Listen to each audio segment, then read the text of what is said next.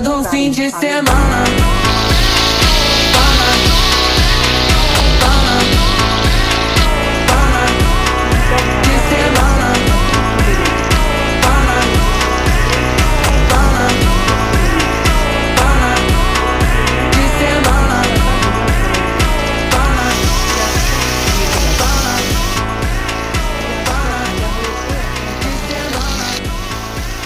মশলা দিয়ে দিলাম, আদা বাটা, রসুন বাটা, জিরে বাটা, ধনে বাটা।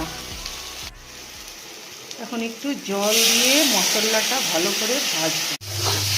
মশলা ভাজা হয়ে গেছে, ডিমগুলো দিয়ে একটুখানি জলও দিয়ে দেবো।